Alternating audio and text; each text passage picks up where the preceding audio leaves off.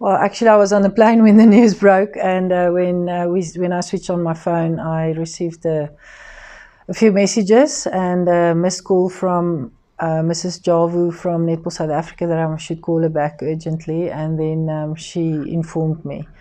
So that's how I got the news. So it was a massive shock because we didn't expect it at all. Especially because it's only in December. We are all very much aware of the pandemic and everything that's going on. But when the call came, it was just a massive disappointment. And then some of the girls was with me on the plane, and I knew that they're going to see it on social media. But we just left it until we're back here at the hotel and just booked in, and then we had to have the very difficult conversation with the girls where we informed them that it's been cancelled. Oh, look, they're heartbroken. You can just imagine. They're young athletes, and it's such an exciting thing to be part of. You know, in under 21 netball, you have to be born in the right year to be able to actually go there. So you're either lucky or you're unlucky, which is a bit unfair in underage sport. You know, one would actually hope that they could start doing it yearly to give everybody a fair chance. But like you say, we've been building 2 years, and we've been refining the squad and keep on scouting and as much as we could with COVID happening. So these girls put in a lot of work, and they had to do a lot of work on their own because of the isolation time and the lockdowns and everything that we went through. And we were so excited after our previous camp. Everything has just started to come together. The conditioning is picking up. They're starting to get the team culture and what we want to achieve.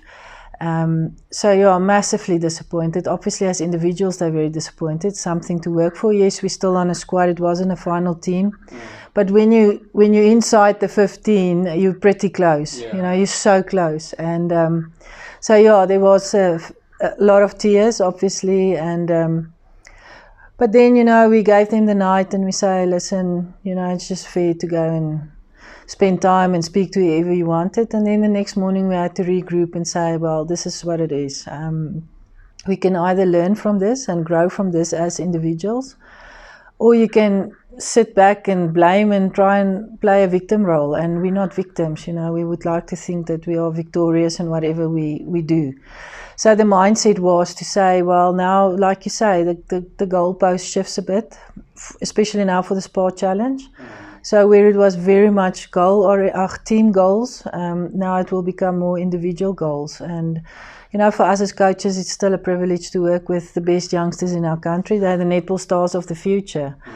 And for us, it's about human potential development, and that's what we're going to do as players on and off the court. It's a beautiful bunch of girls. There's so much talent, and I'm so excited about them. So yeah, for me personally, also a massive disappointment because I was really looking forward, and the high performance environment that we created and the support staff that's around this team is just so exciting. So it's sad not to see it come to fulfillment. Look, I've been reading obviously every little article that I could get because there's really little information available. So hopefully I could see some of the top countries immediately said, listen, you need to reward these athletes for the work and these youngsters and the mental influence that this can have on them, and, you know, psychologically, what are we going to do with these young athletes?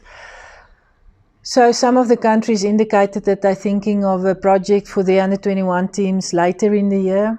So one would hope that Netball South Africa might want to send this team to give them some sort of a reward, if permitted, COVID and the whole pandemic situation, and who knows where the vaccination process will be by then and what happens with country borders. So we're very much aware of the challenges that goes with it.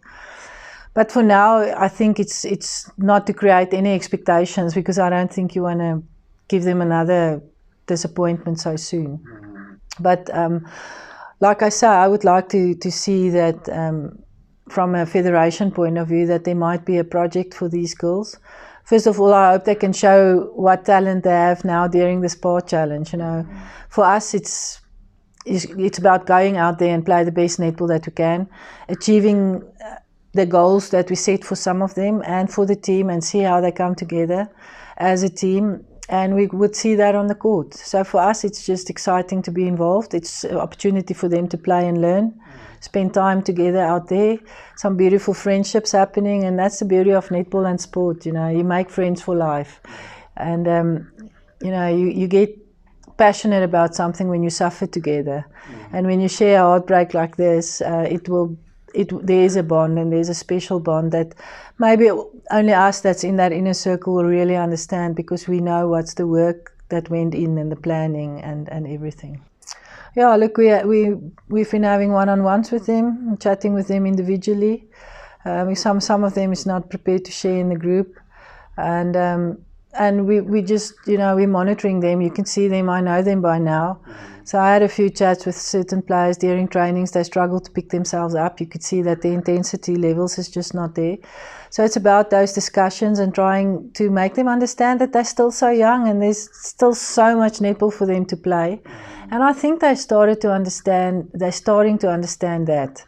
And yes, it's a disappointment of the World Cup, and yes, they've put in a lot of hard work, but that hard work will show.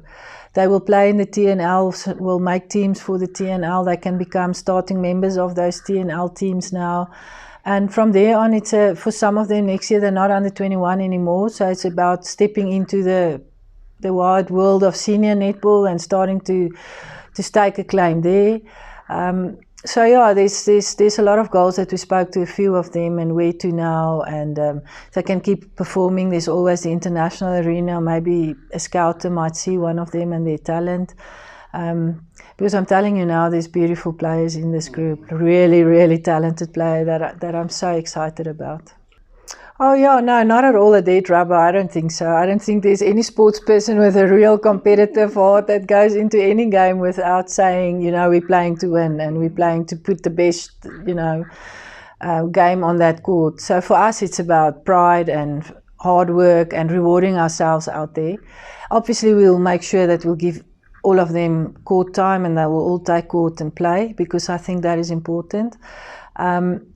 But yeah, we play Uganda and Namibia, which is a massive opportunity for them to see what international netball is all about. And then we're going to play the President's 12, who is the second best team in South Africa. So if we can put up scores against them and beat them, you know, it's just a feather in our hat.